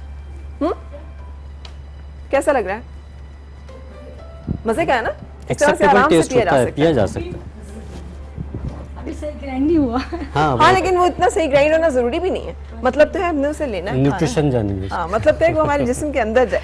यही तो हम अभी जिक्र कर रहे थे कि पिनियों में जब हम उसे बहुत ज़्यादा पीसते हैं ना, और पीसने के बाद उसको बहुत ज़्यादा भूनते हैं, तो असल में बहुत सारी उसकी जो चीज़ें वो ख़त्म भी हो जाती हैं। और पिनियों में चीनी वगैरह इतनी डाली जाती है कि उसकी वजह से फिर उन चीज़ों की अफादियत कम हो जाती है, वो ख़राब हो जाती है। वो बस तवे पर रखते हैं, हाँ वैसे ही खाई। बिल्कुल सही, ज़बरदस्त। अच्छा, और क्या क्या बनेगा? अच्छा जी, ग्राइंड करके नहीं डालते उसमें? अच्छा, इसी में एक शेक और बना लेते हैं जिसमें हम दलिए में डाल रहे हैं। अच्छा, दलिया भी लेना है आपने जौ का। ये दलिया बहुत ही वो है, ठीक, ग्राइंडेड है। ये वो है जो सा प्रोसेस्ड आता है, ठीक है। लेकिन यह है कि आप अगर देसी दलिया ले लें तो वो ज़्यादा बेहतर है। अच्छा, ये सोए मिल्क चला गया इसमें। इसका भी अगेन डॉक्टर साहब वही मसला नहीं होगा कि जब हम इसे पका लेंगे तो फिर इसके अंदर भी उस किसको तरह पकाएंगे? सोया मिल्क को। इसको तो नहीं पकाना। अच्छा, इसको पकाना नहीं, इसको ऐसे ही पीना है? हाँ, इसका तो जब वो बीन्स आपकी बन गई ना, तो उसके बाद फिर आपने इसको पकाना। इसमें कोई चीनी नहीं डलेगी? डाल लीजिए, बेहतर है शहद डालें, चीनी को अवॉइड ही कीजिएगा। लेकिन यह है कि कोई ना कोई चीज़ जायके के लिए करने को आप शहद डाल सकते हैं। अच्छा, ये कौन पीना चाहेगा? इसको वॉलंटियर करने के लिए तैयार नहीं है। अच्छा, लेकिन ये भी एक तरीका है। अब इस तरह से ये है, आप इसमें भले शहद डाल के या भले चीनी डाल इसमें के, आप कोई फ्रूट भी ऐड कर सकते हैं, आप इसमें सेब ऐड कर सकते हैं। इसमें केला ऐड कर सकते आम हैं, ऐड कर सकते हैं, आड़ू ऐड कर सकते हैं, कोई भी फ्रूट ऐड कर सकते हैं। और सुबह के नाश्ते में बेहतरीन नाश्ता तैयार। जबरदस्त किस्म का आपका नाश्ता है ये। यानी इसमें सिर्फ आप एक शहद का चम्मच डालें और एक अगर केला साथ आपने डाल लिया हो तो भले चम्मच से मॉर्निंग शो देखते हुए बैठ के साथ साथ खाती रहें और सेहत बनाती रहें, जान बनाती रहें, बजाय इसके कि चाय या कॉफ़ी का कप हाथ में पकड़ा हो जो हमें जिस्म में कुछ दे भी नहीं रहा, बल्कि उल्टा हमारे जिस्म से कैल्शियम भी निकाल रहा है और पानी भी निकाल रहा है और सारा कुछ मसले। और इसमें जो आपने केला डाला है, हाँ जी, अगर हम बना के पिए तो केले में मोटापा नहीं होता? केले में मोटापा तो है, लेकिन उसके साथ साथ कैल्शियम, उसमें हमें पोटेशियम कितना कैल्शियम, मिल रहा है? मैग्नीशियम, आपको पोटेशियम, ये सारी चीज़ें भी तो चाहिए ना। देखिए सिर्फ अगर मोटापा देखते रहेंगे तो फिर तो आप सारी भी नहीं न्यूट्रिशन से खाएंगे। ख़त्म हो जाएंगे। मोटापे को कम कीजिए दूसरे तरीक़ों से। उसके लिए पराठा छोड़ दें। पराठा हम हाँ। खाते हैं बिल्कुल। हाँ, लेकिन केला खाना ठीक है क्योंकि केले में हमें न्यूट्रिशन भी मिल रही है।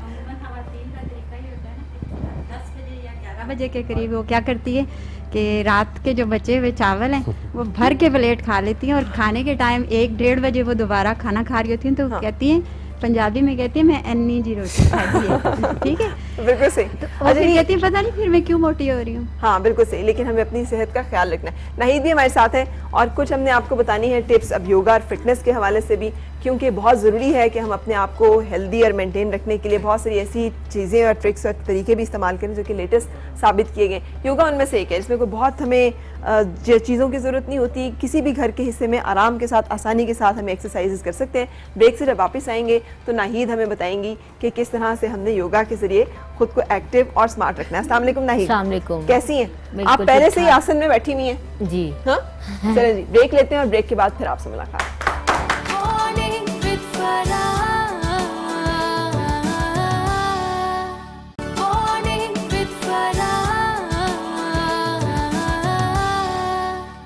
जनाब खुश आमदीद और सबब खैर। आज हम बात कर रहे हैं मेनोपॉज के ऊपर। हमने कोशिश की है कि हम न्यूट्रिशन में आपको गाइड कर सकें, हर्बल रेमेडीज़ में गाइड कर सकें, एंडोक्रिनोलॉजी के हवाले से डॉक्टर साहब आपको बता सकें, डॉक्टर सदाकत साइकेट्रिस्ट के तौर पर मौजूद हैं, वो आपको गाइड कर सकें, और अब योगी नाहिद हमारे साथ हैं और योगा के हवाले से, कुछ फिटनेस के हवाले से हम चाहेंगे कि क्या चीज़ें हैं वो जो करनी ज़रूरी होती हैं नाहिद आपके ख्याल में? बहुत आसान है, कुछ एक्सरसाइजेज हैं जो कि ख़वातीन आराम से घर में कर सकती हैं, क्योंकि ये एज 35-40 से ज़्यादा होती हैं, तो उनमें कुछ सुस्ती और मोटापे की वजह से वो चाहती हैं कि हम लोग ज़्यादा मुश्किल वाली और इस तरह से कैसे करके देंगे।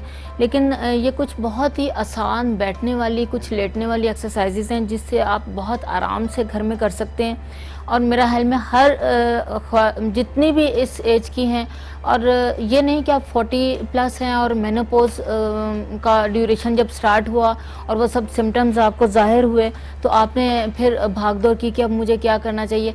मेरा ख्याल में आपको 35 जैसे ही आपका 30 प्लस जो ख्वातीन हैं उनको ये मेनोपॉज की ये एक्सरसाइज जो है वो स्टार्ट कर लेनी चाहिए। तो क्या एक्सरसाइज? जी ये मैं बताती हूँ, बहुत आसान है। एक तो आप आराम से इस तरह से बैठ के, और इसमें बटरफ्लाई मैंने बहुत पहले भी इन चीज़ों को बता चुकी हूँ, जो जिसको हम गायनेकोलॉजिस्ट कहते हैं ख्वातीन की, इस पोस्चर को ये अगर कर लें तो बहुत सारे उनकी मुश्किलात जो हैं वो हल हो सकती हैं। ये आप जस्ट आप इसको इस तरह से पकड़ लें और अपने आप को मूव करते रहें, बैक अपनी सीधी रखें। इस तरह से भी कर सकते हैं आप, अंगूठों को इसमें अटका लें। अगर आगे नहीं जा सकती, जितना आप जा सकते हैं अपने इसको प्रेस करना है अपने पेट को इसके साथ, और जितना आप आगे जा सकें आप इस अपने आप को मूव कीजिए। और नहीं भी आप यहाँ पे हाथ भी रख सकते हैं और अपने आप को आहिस्ता आहिस्ता आहिस्ता आगे की तरफ आप प्रेस कीजिए, पुश कीजिए, अपने आप को धकेलिए और यहाँ पे कुछ देर के लिए रहें और फिर वापस आ जाएं। ये बहुत आसान है, जो कि आप कहीं भी बैठ के कर सकते हैं, कारपेट पे बैठ कर सकते हैं, बेड पे भी बैठ के कर सकते हैं। फ्लेक्सिबिलिटी ना हो, और जैसे ख्वातीन में बेली फैट का बड़ा इशू होता है, पेट बड़ा हुआ होता है, बहुत, ये कुशन आगे रखा, 2-3 कुशन रखें, आप इनको आराम से, नहीं भी आप इस तरह से रख सकते हैं, आप इस तरह से आलती पालती लेग को क्रॉस कर ले और अपने आप को इस तरह से आगे अपने आप को प्रेस करती रहें। इस तरह से आप प्रेस रखें कुछ देर के लिए और उठ जाएं। और इसी तरह से आप एक लेग को इसी तरह से बेंड रखें और एक को बिल्कुल यहाँ जो इस तरह से बहुत आगे तक नहीं निकाल सकते हैं, इसमें कोई इशू नहीं, जहाँ तक भी कर सकती हैं। इसको अपने यहाँ पे इस तरह से बेंड रखें, अंदर की तरफ रखें, और इसी तरह से आप यहाँ से बहुत आराम से, अगर यहाँ आगे तक नहीं आप जा सकते, कोई इश्यू नहीं है। आप यहाँ से जितना आप जा सकते हैं अपने आप को आगे की तरफ लेकर आएं, सर को आराम से ढीला छोड़ दें और इस तरह से आगे की तरफ आप झुकते जाएं। और जितना आप डे बाय डे करते रहें, आप एक वीक में देखें कि आपकी फ्लेक्सिबिलिटी इतनी हो जाएगी कि आप इसको आराम से आप हमें इस पोस्चर को करेक्टली करके बताइएगा कि असल जो हमें जो लेवल अचीव करना है, जहाँ तक हमें पहुँचना है, वो आइडियल लेवल क्या हो सकता है? वो आइडियल लेवल जो है वो ये है, आप इसको इस तरह से कीजिए और जितना इसको आपका मेरा फ्रंट पे है अपनी बॉडी, आप बॉडी को मूव नहीं करेंगे, आप जितना इसको ले जा सकें और आप ट्विस्ट करना है। और ट्विस्ट करने के बाद आप बहुत आराम से आप नीचे वाली साइड पे जाएंगे और इस तरह से। ठीक है, आइडियली हमें यहाँ तक अचीव करना चाहिए। आप कुछ देर रह सकते हैं, जितनी देर रहना चाहें आप आराम से आप रह सकते हैं, नहीं तो आप जहाँ पे लेग रख सकते हैं आप इसको कीजिए। ये बहुत अच्छा पोस्चर है। ये मैंने कुशन यहाँ पे रखा हुआ है जो ख़वातीन ये उन लोगों के लिए भी है जो जिनके पीरियड्स का ऐसा इशू है, पेनफुल है या उनको बहुत तकलीफ़ है या किसी भी वजह से उनको यहाँ पेन रहता है, उनके लिए भी ये बहुत ज़बरदस्त है। आप आराम से इस तरह से कुशन रखें, लेकिन कुशन को ये जो आपकी बैक बोन है जो जिसको टेल बोन कहते हैं, बिल्कुल एंड पे जो जहाँ पे ख़त्म होती है हिप्स के ज़रा से यहाँ पे आप यहाँ पे रखें और इसी तरह से लेग्स को सामने से इस तरह से भी रख सकते हैं। और रखने के बाद आप आराम से एक दो कुशन और भी रख लें। अगर आपको ऐसा डर है कि मैं गिर जाऊँगी, एक दो कुशन और रखें और बहुत आराम से आपने बैक पे चले जाना है और यहाँ पे लूज छोड़ दें और आराम से आप सो भी सकते हैं, लेट सकते हैं। अगर आपको इजी लग गया और हाथ इस तरह से इजी कर लें और नहीं भी तो आप इनको इसी तरह से इस पोजीशन में भी आ सकते हैं। कितनी देर इस पोजीशन में रहना जरूरी है? इस पोजीशन में इसमें कोई सेट नहीं करने, इसमें हमने अपने आप को रिलीफ देना है और इसमें आप जितनी काउंटिंग कर सकें, आपको लगे कि मैं आरामदेह हूँ, आरामदेह कुशन रखें और इसमें जितनी देर आप रह सकें आप रह जाएं। 5 मिनट भी रह सकते हैं, 2 मिनट भी रह सकते हैं, जरूरी नहीं फर्श पे करें। जी, जहाँ भी आप इजी आप रहें और आप उसको कर सकते हो। बेड पे भी आप एक्सरसाइज कर सकते हो। आप इस तरह से तशहद में हम लोग नमाज में बैठते हैं, आप इस तरह से भी बैठ सकते हैं। लेग्स इस तरह से साइड पे भी ले जा सकते हैं। जिनको घुटनों का मसला है उनके लिए ज़रा मुश्किल होगी कि वो इस तरह से नहीं कर सकते, लेकिन वो उनको जितना इजी रख सकें उस तरह से रह जाएं, लेकिन बैक पे जाना मुश्किल होगा। आप इस तरह से आराम से लेग्स को साइड पे ले जाएं और इसी तरह से आप बैक पे जाएंगे आराम से। और ये स्टेज 2 है जी, ठीक है। यहाँ पे आप आराम से हमने बैक वक्त ये दोनों पोस्चर करने हैं या पहले वाला करना है और उसके बाद ही करना है? जी, ये करना है। नहीं, जरूरी नहीं है, दोनों में से एक भी कर सकते हैं, दोनों भी कर सकते हैं। ये डिपेंड करता है कि वो किस तरह से उनको चाहिए। ठीक है।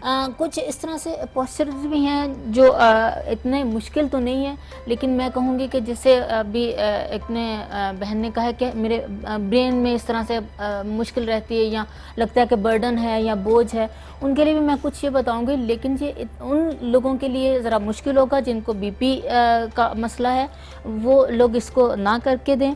और जिनको नहीं है और जो समझते हैं कि हम आसानी से कर सकते हैं, उनके लिए मैं बताऊंगी बहुत आराम से आप इस तरह से भी बैठ सकते हैं, अपनी बैक को सीधा भी रख सकते हैं। और ये कुशन इस तरह से, या आप तौलिए को रोल कर लें, रोल करने के बाद आप इस जगह पे अपने उसको रखें और उसके बाद उसके ऊपर बैठ जाएं। आप बहुत आराम से इस तरह से बैठ जाएं, उससे ये घुटनों का भी मसला, आपको पेन नहीं होगी, क्योंकि खाली आप बैठेंगे तो आपको प्रॉब्लम हो सकती है। आप इसको रखें और जितनी देर मर्जी आप बैठ सकते हैं। पास कोई सहारे के लिए कुछ रख लें कि आपको लगे कि मैं गिर ना जाऊं, तो वो भी आप आसानी से उसको कर सकते हैं। इसके अलावा एक पोस्चर है जो बहुत इजी भी है और आपको इतनी तकलीफ़ नहीं देगा, लेकिन उसके फ़ायदे हैं वो बहुत ज़्यादा हैं। उसके लिए मैं इस तरह से करूँगी जिस तरह से सजदे में हम लोग जाते हैं। हाथों को मैंने इसी तरह से रखना है, ये कोहनियों को साथ मिला के रखना है, लेकिन ये जो मेरा हिस्सा क्राउन है, यानी कि यहाँ सर वाला ये हिस्सा, फोरहेड नहीं, ये हमने साथ मिलाना है।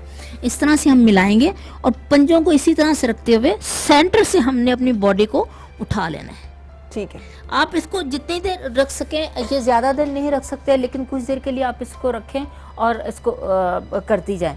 ये इनमें से सब भी कर सकते हैं, कुछ एक दो भी आप कर सकती हैं। ये आपको यकीनन जो है वो फ़ायदा देंगे। सन सैल्यूट भी एक दफ़ा बता दीजिएगा, क्योंकि मुझे लगता है कि वो तकरीबन सारे पोस्चर्स का एक बड़ा अच्छा सा कॉम्बिनेशन है। आपके ख्याल में वो करना चाहिए? जी, मेरा ख्याल में जितनी ख़वातीन बैठी हुई हैं या जितने ये समझते हैं कि मेरा बहुत वज़न और मैं इसको नहीं कर सकती, बिलीव मी और नॉट, आप यकीन के साथ आप उसको आहिस्ता आहिस्ता करने की कोशिश कीजिए और आप देखेंगे कि कुछ ही दिनों में आपकी बॉडी खुद ब खुद, आप कहेंगे यहाँ तक तो मैं जा ही नहीं सकती थी और आज मैंने ये पोस्चर आराम से कर लिया है। और आप इससे रिलैक्स होंगे, आप जितने डिप्रेशन वगैरह ना उससे आप बच जाएंगे।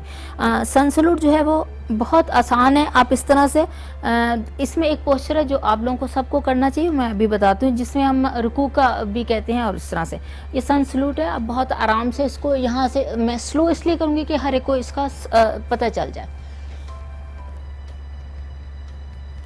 आप जितना जा सकें बैक पे, ज़रूरी नहीं है कि आपने बहुत ज़्यादा जाना है। यहाँ पे हाथ रखें। आइडियली तो यही है कि जहाँ आपके हाथ हैं आपने वापस जो है वो हाथ वहाँ से उठने नहीं चाहिए। आपका सन सैल्यूट कंप्लीट हो जाए लेकिन आपके हाथ वहाँ से हटने नहीं चाहिए।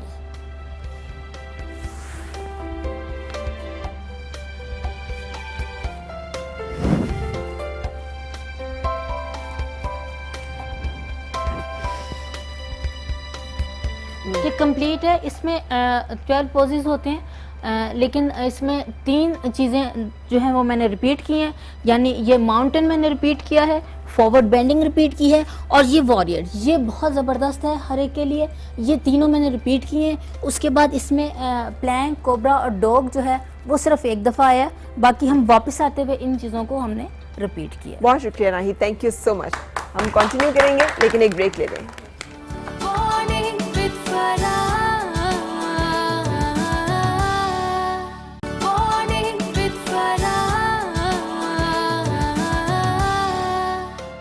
खुश आमदीद जनाब, सुबह बखैर।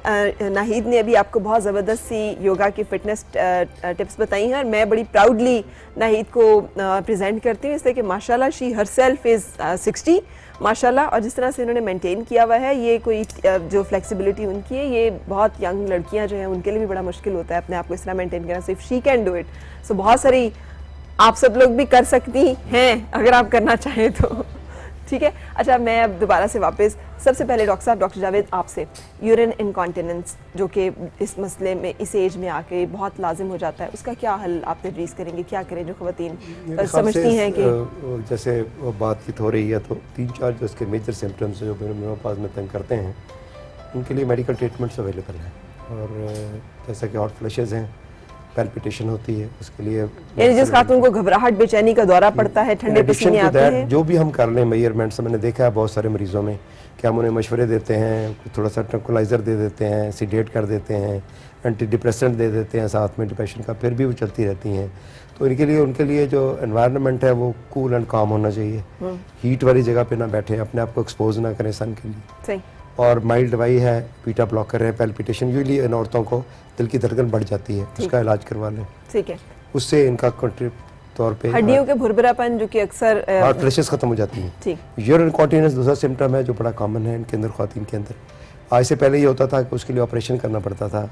जो पेशाब की नाली है जो ब्लैडर से आती है उसके अंदर जोल आ जाता था, जो कि एस्ट्रोजन की कमी की वजह से वो मसल जो है वो वीक हो जाते थे। तो वो बड़ा ऑपरेशन है और बड़ा तकलीफ दे होता था और उसमें खातूनों अब नहीं है उसकी ज़रूरत। अब वो ज़रूरत नहीं है। अब एक नई डिवाइस हम कहते हैं उसको फैमी लिफ्ट का नाम दिया गया है। ठीक है। यूरोप में FDA की अप्रूव्ड है, बहुत हो रही है। I started here in Pakistan, मैंने खुद की है। एक कोलेजन का है और अंदर वजाइनल वाल जो होती है उसको हम कोलेजन के साथ लिफ्ट कर देते हैं। सिंपल प्रोसीजर है, 20 मिनट्स का, हार्मलेस, कोई कट नहीं, कोई सर्जरी नहीं। वो स्टॉक हो जाती है वाल और जो पेशाब की नाली होती है उसको वो लेवल आ जाता है, तो उनका ये सिम्टम जो है ये रिलीव हो जाता है, वेट होना, सारा कुछ होना। इसके लिए उन्हें जरूरत नहीं है परेशानी। अच्छा, टोटली परेशानी की जरूरत नहीं है। सही। फैमिली लिफ्ट का यूज करें and they will be comfortable. अपने ब्लैडर की टोन भी ठीक हो जाएगी और अपना कंट्रोल हो जाएगा बेहतर, और बार बार उनको हजत भी नहीं होगी। बिल्कुल सही। तीसरी बात जो है बोन्स का प्रॉब्लम होता है, हड्डियों का हाँ। भुरभुरापन।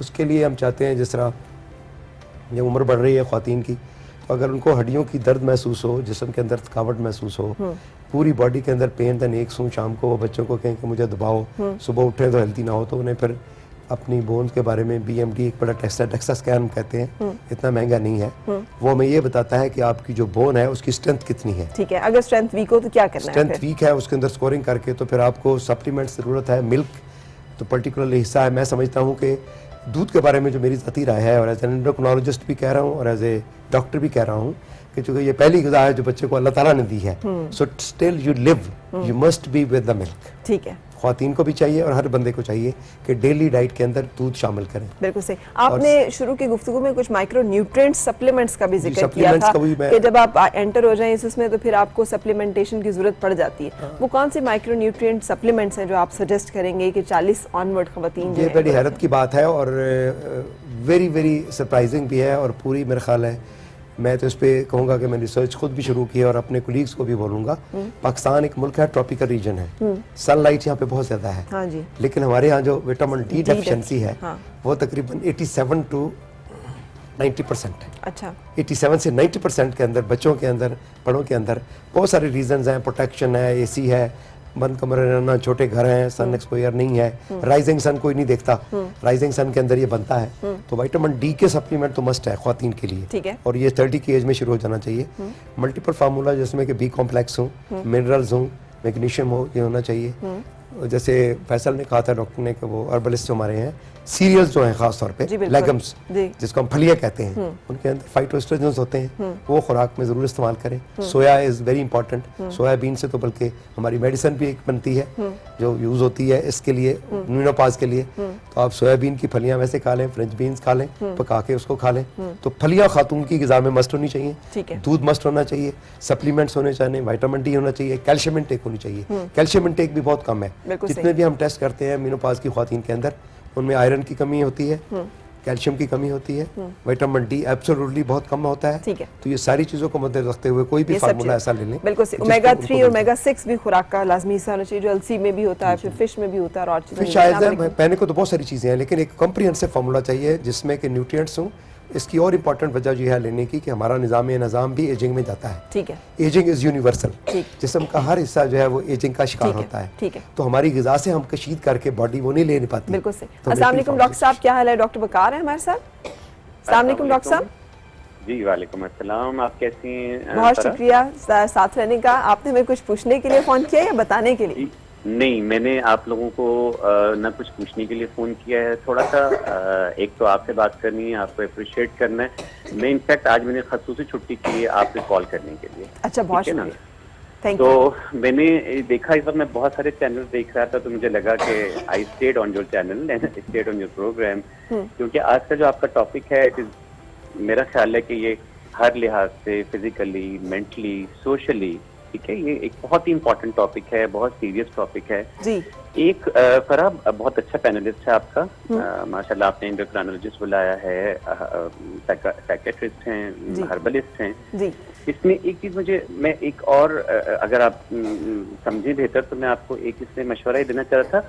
इस तरह के जब आप टॉपिक्स रखें तो उसमें आप एक सक्सेस स्टोरी के तौर पर किसी एक पेशेंट को भी बुलाएं, ठीक है। आइदर वो आपके एंडोक्राइनोलॉजिस्ट से सक्सेस स्टोरी है, हर्बलिस्ट की सक्सेस स्टोरी है, ठीक है, या साइकियाट्रिक इश्यूज की सक्सेस स्टोरी है। बिल्कुल ठीक है ना, क्योंकि वो फिर क्या होता है कि एक मोटिवेशन होती है ओवरऑल।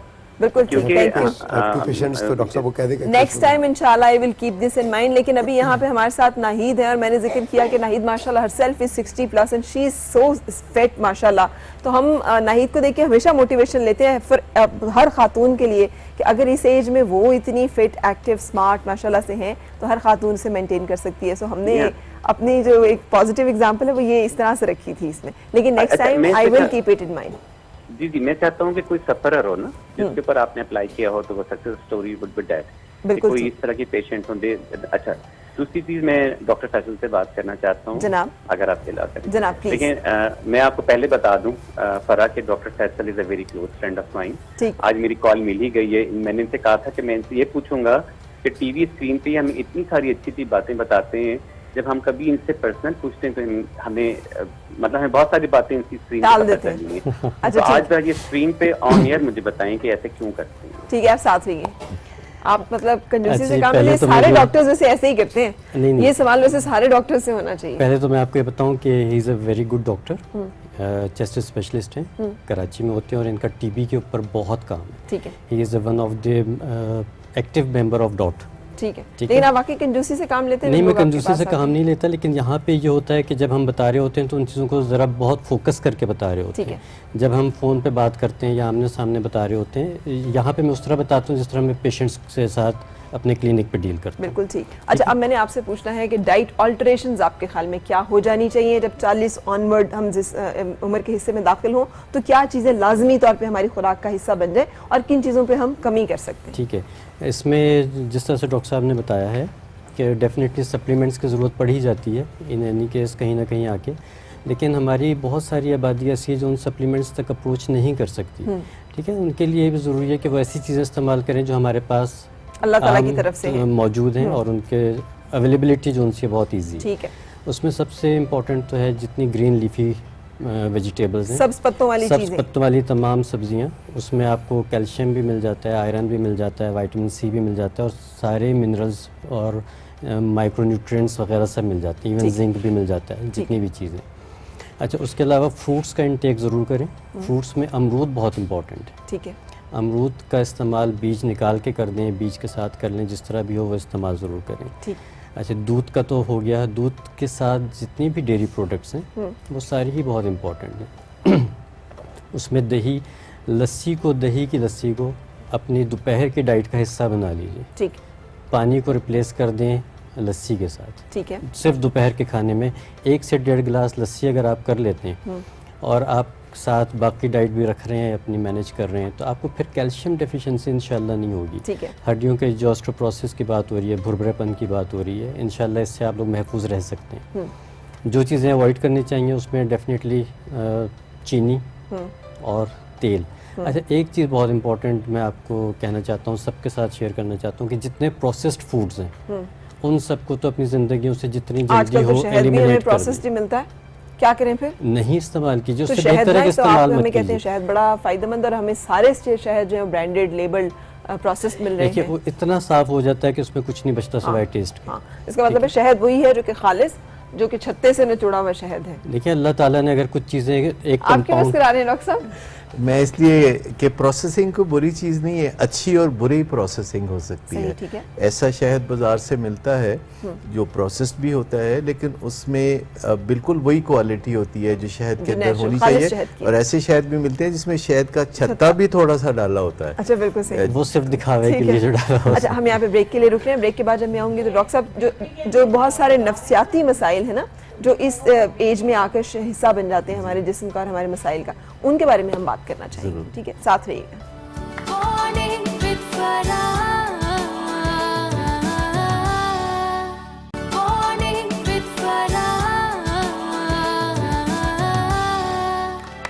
जनाब खुश आमदीद और सुबह बखैर। हमने आज मेनोपॉज पे बात की, आपने बहुत अच्छा सवाल किया अभी ब्रेक में, लेकिन लंबा था, उसको मैं छोटा करके बयान कर देती हूँ। सवाल ये कि डॉक्टर साहब क्या वो नफ्सियाती तब्दीलियाँ आ रही होती हैं और उनका क्या हल है और उसमें पार्टनर का रोल क्या होना चाहिए? देखिए, उनका सवाल ये था कि जैसे घर के किसी फर्द को भी कोई बीमारी होती है तो खातून खाना का एक एक्स्ट्रा रोल होता है कि उसको सपोर्ट करना है। लेकिन आप क्योंकि वक्त नहीं है इसलिए मैं इतनी तफसील लेकिन जब खातून को जब ये मेनोपॉज का मसला होता है तो बाकी अहले खाना क्यों उसको सपोर्ट नहीं करते? पहली बात तो यह कि बाकी अहले खाना को इन चीज़ों का पता नहीं होता कि हार्मोन्स हैं जो कि ज़हनी बेचैनी पैदा कर रहे हैं या डिप्रेशन पैदा कर रहे हैं। अच्छा, ये जान लेना काफ़ी तसल्ली बख्श है कि मुझे जो परेशानी है या डिप्रेशन है ये हालात की वजह से नहीं है, बल्कि मेरे हार्मोन्स की कुछ ऊपर नीचे होने की वजह से है, और इसका जो नेमुल बदल है वो मुझे तलाश करना है। क्या नेमुल बदल है? वो नेमुल बदल, जब आप एक चीज़ में कोई कहीं कमज़ोरी या कमी पाते हैं तो उसको कहीं और तरह से आप री-इन्फोर्स करते हैं। जैसे पुरानी इमारतों को जब महफूज रखना मकसद होता है और आपने उनको एक हेरिटेज के तौर पर रखना होता है तो आप उनको री-इन्फोर्स करते हैं पसे पर्दा। ठीक है। यानी असल चीज़ जो फेस पे नज़र आ रही होती है उसकी शक्ल सूरत वही रखनी है, लेकिन पसे पर्दा आप उसे कुछ ताकत देते हैं, कुछ लोहे से, कुछ और चीज़। यहाँ पे कैसे ताकत देंगे? यहाँ जो ताकत दी जा सकती है, एक तो जैसे एक्सरसाइज की हम बात कर रहे थे तो ये 3 तरह की एक्सरसाइजेज हैं जो ख़वातीन को 30 ईयर्स की एज से पहले स्टार्ट कर देनी चाहिए, क्योंकि आदत अगर इस एज में नहीं डालेंगे तो आगे चल के थोड़ा और मुश्किल होगा। ठीक है। एक तो स्ट्रेचिंग एक्सरसाइजेज हैं, जैसे योगा की एक्सरसाइजेज हैं, तो ये आसान तरीन होती है, इससे आप आगाज़ करते हैं अपनी एक्सरसाइज का और स्ट्रेच करते हैं और मेंटेन करते हैं। ठीक है। और इसमें बैलेंस भी कायम करते हैं। योगा में बहुत आसन है, कुछ आसन है जो आप एक टांग पे खड़े होके करते हैं जिससे आपके बैलेंस का मामला दूसरी और तीसरी जल्दी से बता दीजिएगा। दूसरा ये है कि जिसमें आप तेजी से अपने मसल्स को हरकत में लाते हैं और दिल की धड़कन जो है वो आप 112 तक, खातून है तो 112 तक, मर्द है तो 124 तक आप 9 मिनट्स तक मेंटेन करें अपने दिल की धड़कन को। और तीसरा ये रिलैक्सिंग भी एक एक्सरसाइज है, उसको वापस अनवाइंड करना, उसको तन के ना रखना मसल। ठीक है, तो ये कुछ टिप्स जो कि हमने आपके साथ शेयर की, मुझे यकीन है कि फायदेमंद साबित होंगी। इजाजत लेंगे, आप सबका बहुत शुक्रिया अदा करते हुए इस दुआ के साथ आपकी हर सुबह खुशगवार और हर खुशगवार सुबह का अंजाम बखैर हो। मुलाकात होगी इंशाल्लाह कल, फिर अपना ख्याल रखिएगा और मुझे इजाजत दीजिए। अल्लाह हाफिज।